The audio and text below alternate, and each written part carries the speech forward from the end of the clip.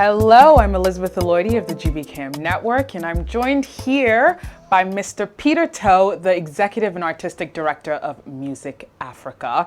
And welcome to Day 2 of the 2021 AFROFEST Awards ceremonies. Welcome, Mr. Toe. How are you doing today? I'm doing very well, thank you. How's it feeling after Day 1 of the ceremonies? I feel good. I think Day 1 went well, and the fact that the work that we're doing is being appreciated, it's a good feeling. So yes, That's I like good. it. Yes. That's good to hear. We like to hear that. So this year's AFROFEST was predominantly conducted outdoors and virtually. What can we expect for next year's AFROFEST? Next year, that's really tricky right now. and I like you asked because all of us are bracing ourselves, all of us are hoping and praying that the pandemic subsides and we resume normal activities. If that happens, then there's a possibility that will present a very major event. There will definitely be a few challenges just for the fact that we spent 2 years indoors, but Music Africa, AFROFEST has always been an organization. We thrive irrespective of what happens. So I can guarantee that next year we're going to have a beautiful event. So you heard it here, bigger and better, exciting news. Always. It's good. So we are here, Day 2 of the award ceremonies. Can you tell us who we will be giving this award to for today? Yes, so today we'll be giving the award to Dr. Mrs. Charity Lebeanya. I hope I never murdered her name. Yes, she is a very, very resourceful lady within our community and someone that I think is worthy of receiving the Community Shield Award from Music Africa AFROFEST. And why do you think that she's worthy, especially as an event planner and, community motivator and mobilizer? Yes, as I said, I never mentioned this, but with most of these people, we at Music Africa, we have a relationship with them. Not only myself, but other individuals that work within the organization. We've interacted with them. We've gone to some of their events. We've partnered with them, and we see the impact that they have within the community. I remember a few years ago, Charity came and she indicated that she wanted to do an event, the Afrocaribbean festival in Scarborough. Now, we had AFROFEST in Toronto, and there was really nothing Afro-Caribbean in Scarborough, and she took it on. And every single year, the event has been growing, and we watching from the sidelines, seeing how much effort she puts into the event, see how she has been able to work with the limited resources that she has to bring people together, provide opportunities for artists, for vendors and all other individuals within the African entertainment industry, and also impact the Caribbean community. We feel that it's quite worthy that we give an award to her to recognize the effort that she's putting to grow our community.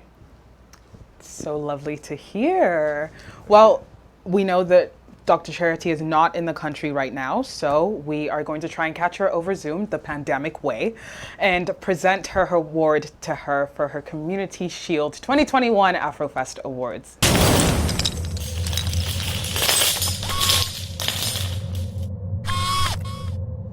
Congratulations, Dr. Lebeanya, on your award. How does it feel to receive this recognition from the community?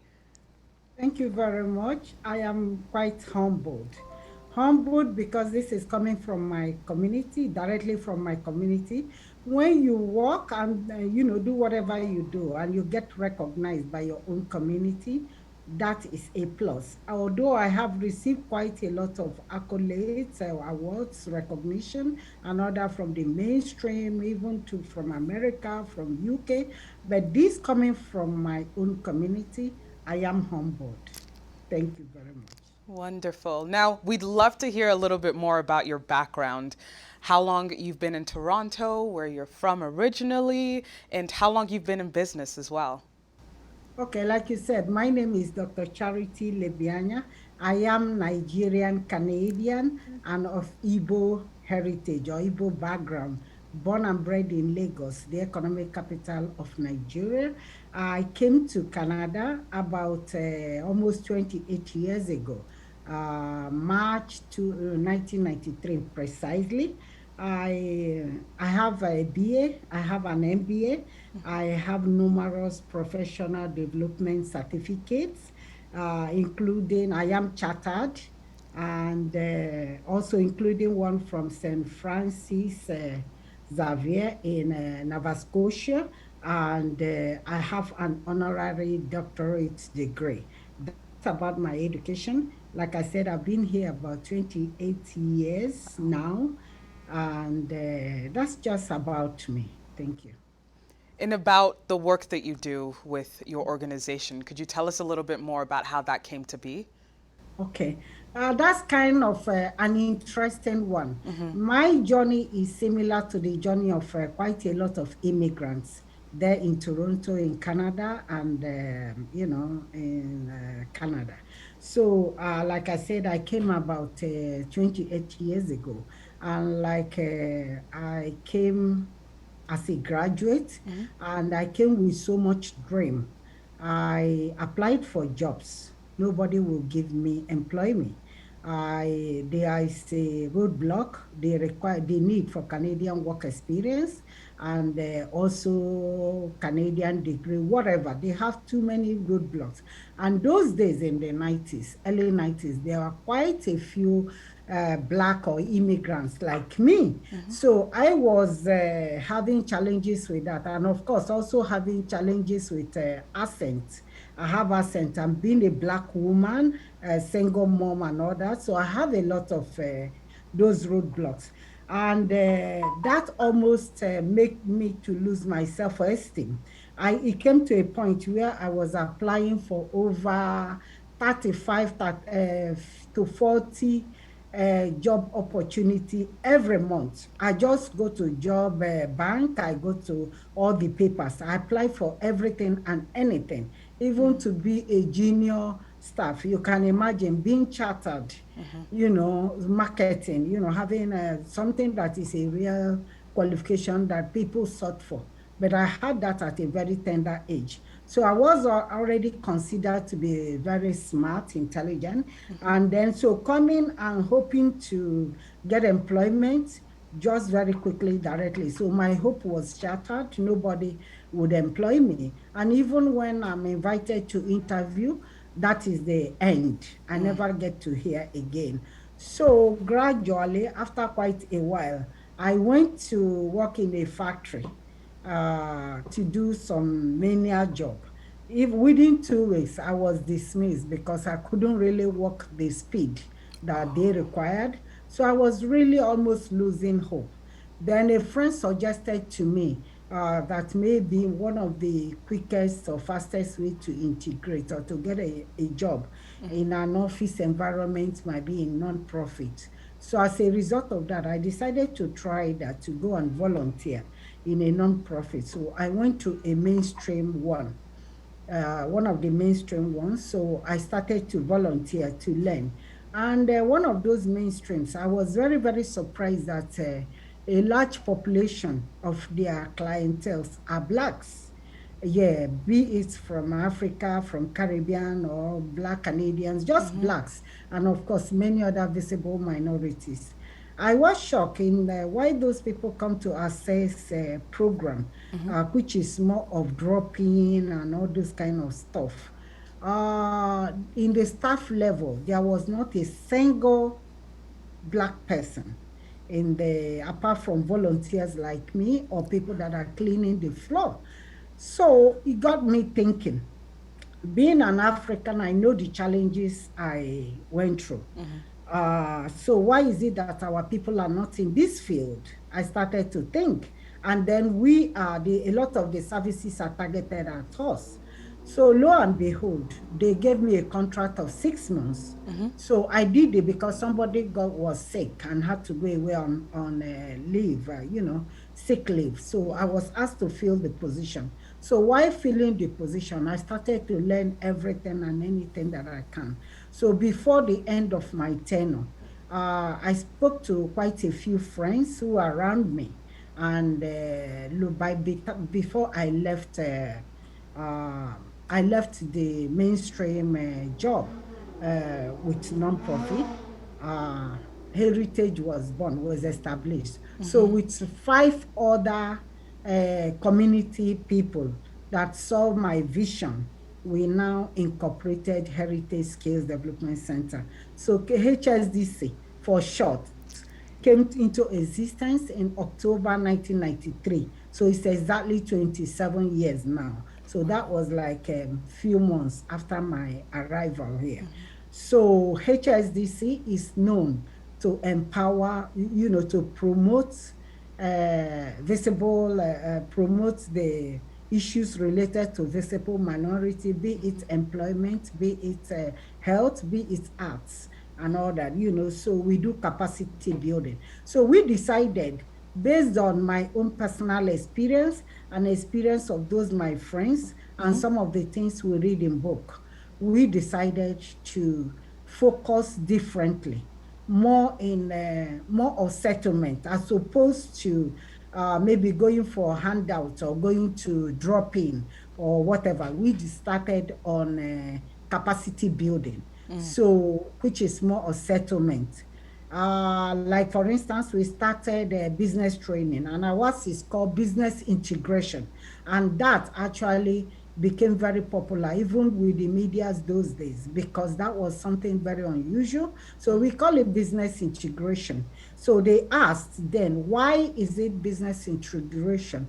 We say that we are integrating immigrants into the Canadian business system and business standard, which includes taxation, because some of us are coming from countries where we don't know much about the taxation system.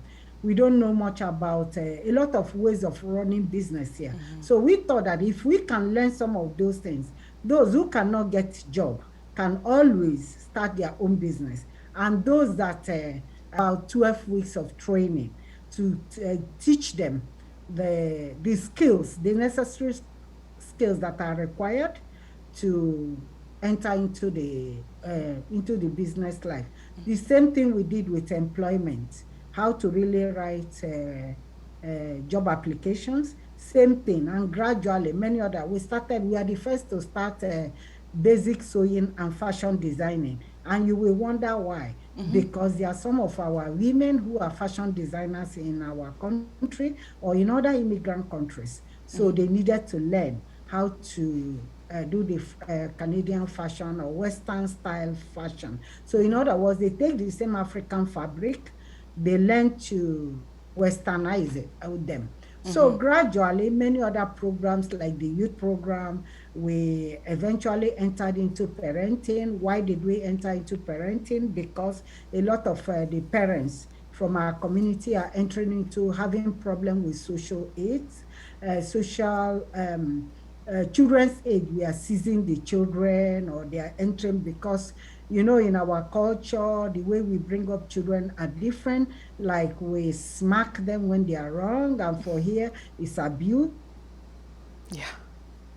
We had to now find a way. So in the 90s, a lot of people in the system, we are finding it difficult to deal with our culture, our ways of doing things. For instance, the need for parental involvement in children education, whereas for us, where we are coming from, you just send your child to school and the teacher deal with that, and you deal with other things. So we had to now become bridge the gap between the system as per the parenting versus our African parents. We now tell them, okay, yeah, it is done so in our country of origin, but we are in a new country, so let us find ways to bridge, to meet the system here so that we don't break the law.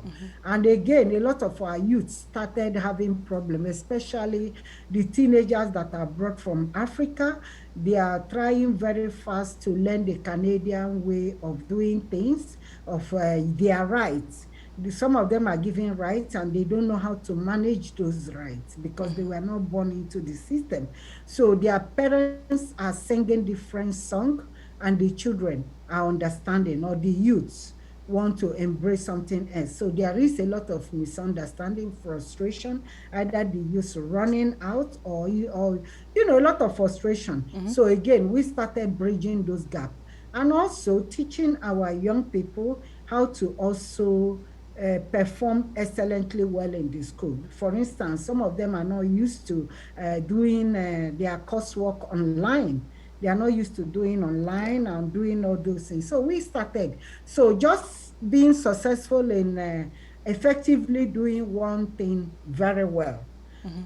Many others, even some, they call us and say, can you handle this?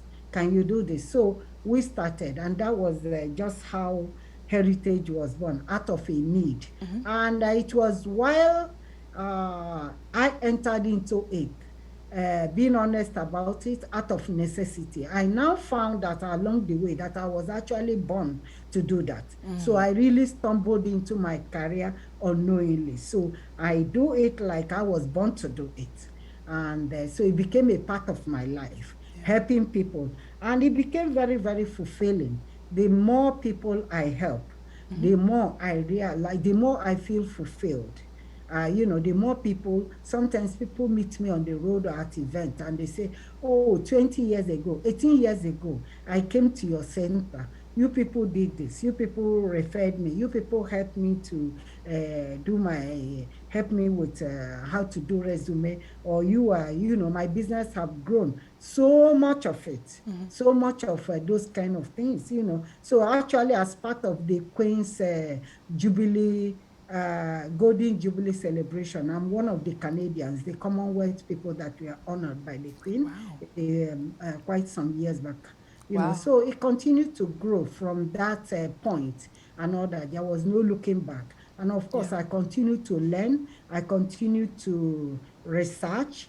I continued to do professional development, participate in professional development courses to better myself, because I know that I am not only trying to prove myself, Charity Lebeanya, I wanted to prove it for every Black person that if we are given an opportunity, we can also do as much as the Western, our counterparts in the Western world or mainstream.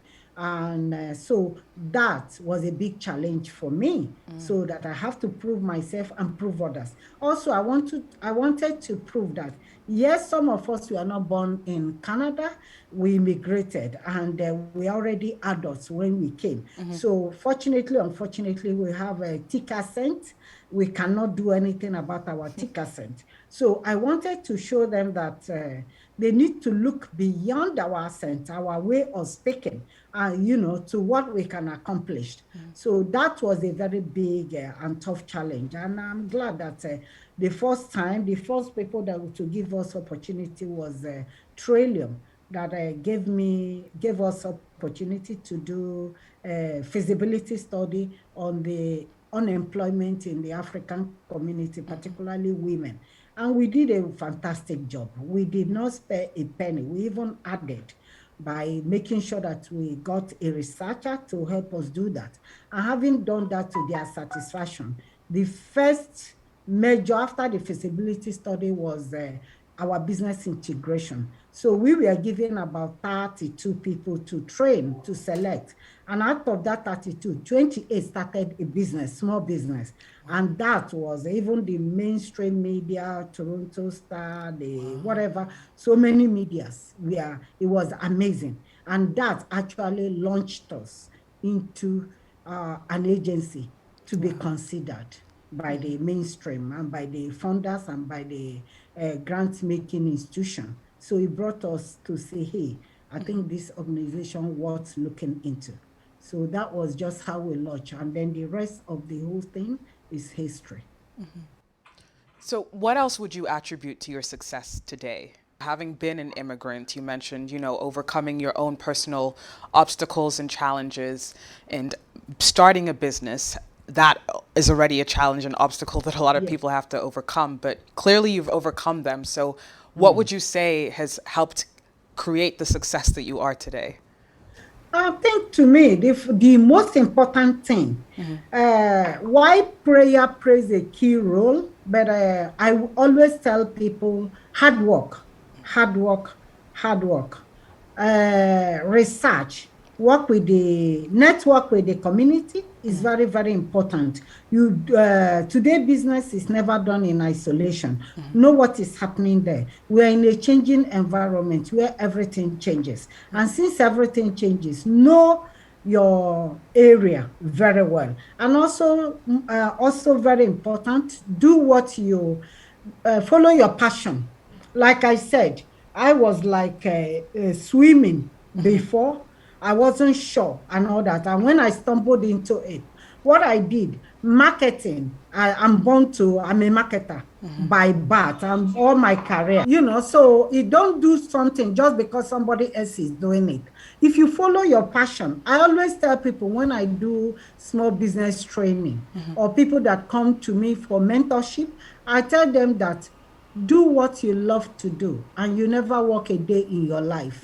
If you follow your passion, like I followed my passion, what I did was while I went into social services, community service, I now turned it into, I turned the marketing of social services.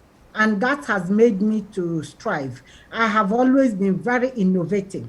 I'm actually a pace setter. So I create, like I said, example, instead of business training, I created business integration. Instead of looking at following fashion trend, whatever, I created something and called it fashion, heritage fashion network. So you are taking the heritage clothes you have and now westernizing it. One of our most recent success is starting, I don't know whether you are aware, Afro-Caribbean Festival. You know, there is Afro Festival, there is Caribbean Festival. We call ours Afro-Caribbean Festival. It's a merging two cultures, the Caribbean and African culture. So those are just examples. So all of these are marketing, but I now use my marketing training, my marketing profession. I now started turning the innovative side because at the end of the day, you have to market everything, even non-profit. You have to market everything. You have to learn. Once you know how to market anything and everything, then you will always survive. So in summary, hard work,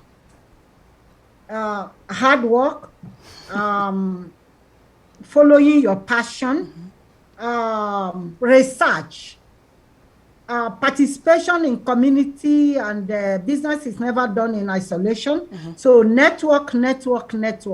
Some of this, and of course you do all of that, prayer, because you could have all of that. If you don't have God with you, you might not go too far. Nobody will notice you. But when you do all of this and you are very prayerful, you work very hard, and also be very sincere in what you do. You may think that people are not looking, people are not noticing. Once you do what you need to do, once you know, so it sells itself. For instance, I have been asked during the time that HIV and AIDS was epidemic, was rampant. I was called by CEDA and I wrote an article. I took so many nights to prepare for that, and it ended up in being in their website for more than 1 year. It was posted, and then a lot of people kept going to it. And that also took me to another level. So I didn't just do it shabbishly, even though it was a volunteer thing. I wasn't paid for it, but I gave my all to it. I gave my all because I believe it will help some people. If it helps me later, so be it. If it didn't. But at the end, it all comes around because they read your name, and then you can now be invited to do this or to do, something else. So that is it. So whatever you do, because unfortunately, sometimes our people, when we start something, we want results, we want profit. within a very short time. We are very impatient, and that is exactly the problem we have. We want to do something that we can gain immediately. But if we learn to persevere, leave profit for later, because it will come. It will come. Work on your goodwill, work on your name, work on the whatever, and then later, so it will come. So these are just the secrets of what got me to where I am. And today, I am one of the, let me say, the Africans, the longest African in the non-profit arena, and still counting. Wow. Yeah. That is an achievement. Well, congratulations. Thank you very much. Thank Yes. you. Yeah. So it's obvious that community involvement is incredibly important to you and your organization, but why Yes. was it so important, especially from the immigrant perspective? Yes, yes, it is. It is. Because you get connected to your community. While you learn, you also help people. It's unbelievable. You cannot imagine the lives you change. And when you are not even thinking, how they meet you, and how they can even help you sometimes, how they could be there for you. For instance, when we started the Afro-Caribbean Festival, and while we are still learning, and of course, the resources set aside for that wasn't great at the beginning. We just put a out flyer there in the community for volunteers. You may not believe that we got over 46 volunteers. Wow. People who came to volunteer for the 2 days for nothing. They came to volunteer. So some of them are saying, oh, you helped me. You helped me with my settlement. You helped my child with this. You helped my son. You helped my daughter. Oh, your place was the point of my settlement when I immigrated. So it's unbelievable. And for you have done your part and gone your way, and you moved on. And then these people are coming behind and telling you. So community, it's just unbelievable. You know, a good example, once I was invited to an award by, I think this award by Pride. So somebody told me, oh, please, let us go. I never knew that the person emceeing and overseeing to the whole thing was one of my clients, one of the youths I mentored, one of the youths I took time to show, mentor, and show how to survive, how he had taken. And he said one of the key things that made him change his life is listening to me, Charity Lebeanya, an immigrant from Africa, with an accent, with English as a second language, coming here and talking to them that we are born in Canada. So if I can come here and make it, and why should you not, that was born in Canada? That was what I told them. I said, because you have language advantage that I don't have. I have a last name that maybe cannot be pronounced by these people, by the mainstream organization. But you don't have all of that. They only need to see your face to know you are Black. So you have these advantages that I don't have. Why don't you take it and fly? And he said that the day I came to the class and spoke to them, he said that was the day he knew, because it was a youth at risk program by the federal government that they had given to us. And I begged them, almost cried. I said, please, my brothers and my sisters, you've got to do something. You've got to change your life. We have to be in this together. Our community have to grow. We have to grow. Together we can strive. Together we can build our community. Together we can develop and build our capacity. Together we can all do that. And he said he went to bed. He did not sleep. And from that day, he knew he has to turn his life around. And he said this, as soon as I walked in, I cried.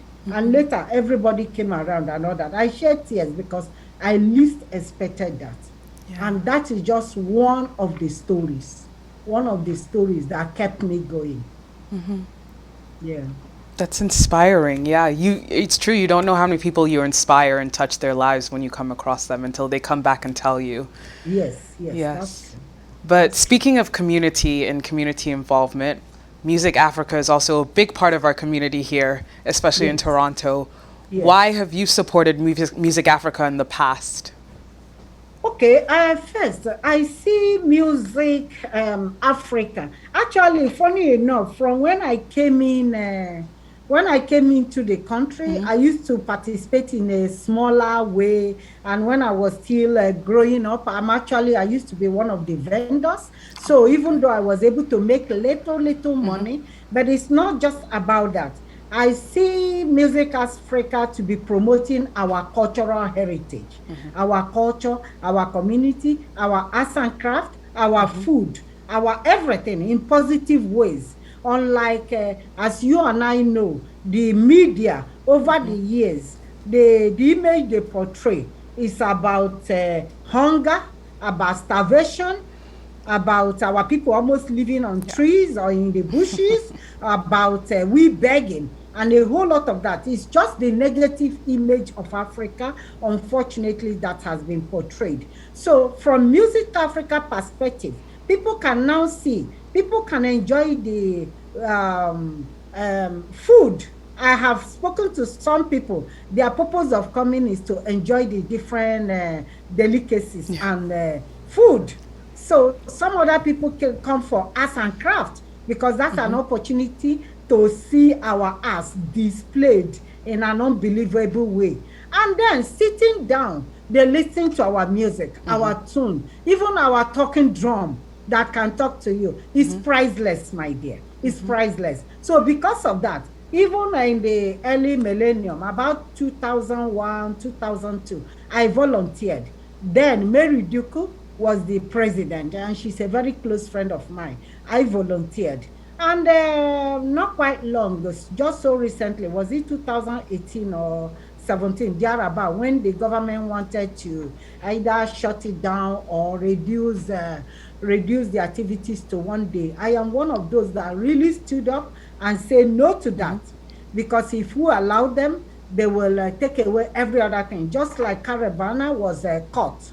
Before, I remember how we all enjoyed Caravana. It was bigger, and eventually the next thing we know is that it became a Scotia Bank, whatever. And from then, it goes from not what it used to be in the 90s. Everybody, whether you are of African or Caribbean heritage or other people, everybody keep that weekend of Caravana. We go. And then later the politics of division and order. So I was afraid that this might happen to AFROFEST. And actually, I'm one of those that really stood up to and thank God that our advocacy came to play. So instead of it going on the negative side, it went positive for AFROFEST. So it got even more recognized. I remember that particular year at Woodbine. I could not believe the number of people. At some point, I stood on top of I went on top of a hill to watch. And I said, what? What? Yeah, so I have even followed them to Ghana in 2019, that they did the Ghana, I transported, I paid my own airfare and all that. So that is how much I promote, because I believe that that is our heritage, that's our culture, that is what it promotes the better part of us, the better part of us, and we should not in any way allow it to die. And it's a place where all of us Africans, regardless of our language, as you know, we have different cultures and different languages. So it gave us an opportunity all to come together and enjoy whatever is there to enjoy and sit down and relax. It's one place you don't see shooting, you don't see anything. People come with their own mats, with their own chair. You just sit down. It's a family affair. It's a family affair. So for that reason, I am for AFROFEST today, tomorrow, and next tomorrow. Thank you. Beautiful. Wonderful. Now, for the younger entrepreneurs who are watching and are wanting to take the step to, go towards their business and really invest in themselves, what is a major piece of advice that you can give them today? Yeah, what I will tell them is part of what I have talked about before, which is, I'll just recap again. They have to follow their passion. Don't do this because somebody else has done it. For instance, I have gone to non-profit and become successful. It doesn't mean everybody will be successful. It also has its own challenges. Sometimes you could be insulted. Sometimes people will talk down on you. Even writing for grants and getting the no, no, no, it can be frustrating. So it's not everyone that can handle it. Dealing with community people that think in different ways is challenging. So follow your heart, follow your passion, what you are good in. They should learn to work very hard. Nobody gets successful without hard work. Nothing. I can guarantee that. You have to work very, very hard. Results and becoming profitable should not be the key factor. It will be like a secondary thing. Let them think about accomplishing their goal, let them be motivated. Network. Now we are in a dynamic environment. They should continue to research. I do a whole lot of that. You keep researching, because maybe the way things are done today is different from how it's going to be done tomorrow. A good example, since last year that we have COVID-19, it has there are new norms. The way things are done, business is different. Even by 2019, who on earth would have imagined that meetings now will be done on Zoom? Who would have imagined that all of the changes that we are getting now? A lot of offices downtown, as you know, are closed, and many other whatever. So people are operating from home.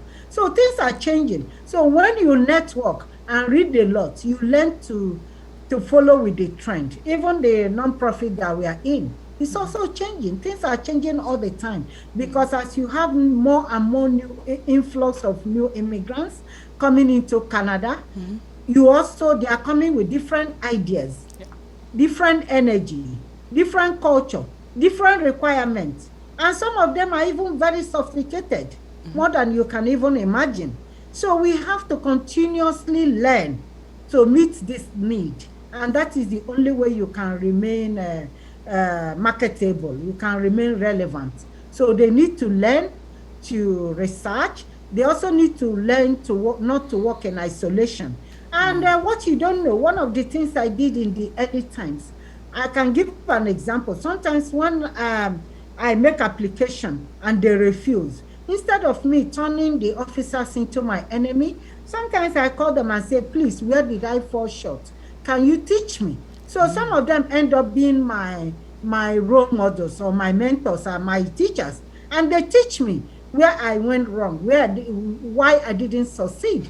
So I take that lesson with me to go next place, to my next point and all that. So they need to get mentors and then learn. So those are the key. And also to be honest, sincere with what they are doing, not to do shortcuts. If you do shortcuts, you may succeed today, but tomorrow it might be tougher. It might be tougher, and it might catch up with the person. So try as much as possible to be sincere, work hard, not to work in isolation with the community. Just think about this. We have, lately we have information is overflowing. So there's too much information. Everywhere you look, there's this and that. Example, I get over 2,000 messages in a day. So how do I read all of them to full? I cannot. I will only have to prioritize. Okay? So it is with every other person. So what you then do, by getting involved in community, giving your card, volunteering, or participating, giving your card, your face is established with that person that met you, that you had rapport with. And then you have connected with somebody.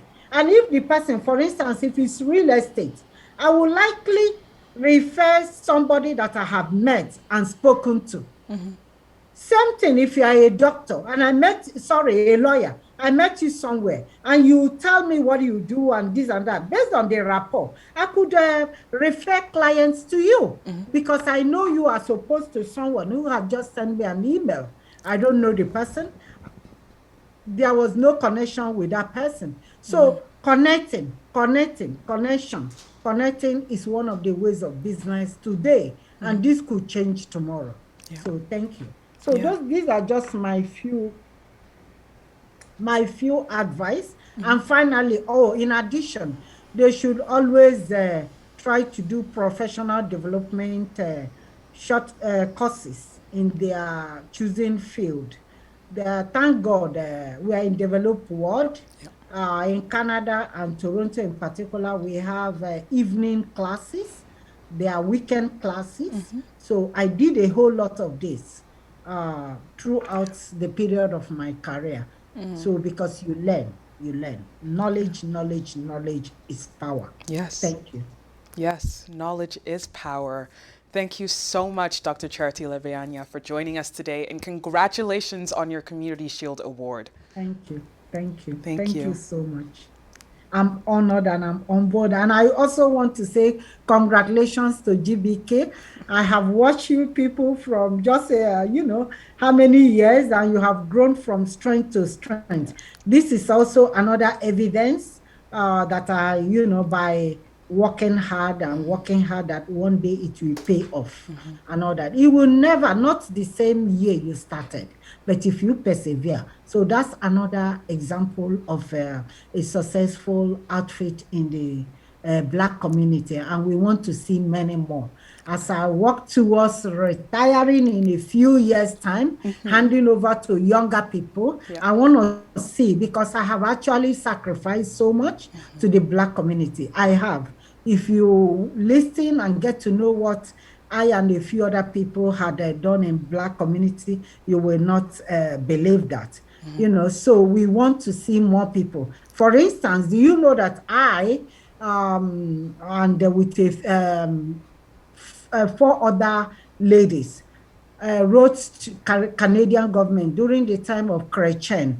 We got a lot of African goods and coming to Canada with no tax, little or no tax. We worked on that. Nobody knew about this. This was year 2000, 2001. We worked that. We wrote letter and we sent to Chrétien, who was then the prime minister, and we followed it up. And we seek the help of Jean Augustine and others. So these are just a few of what we did.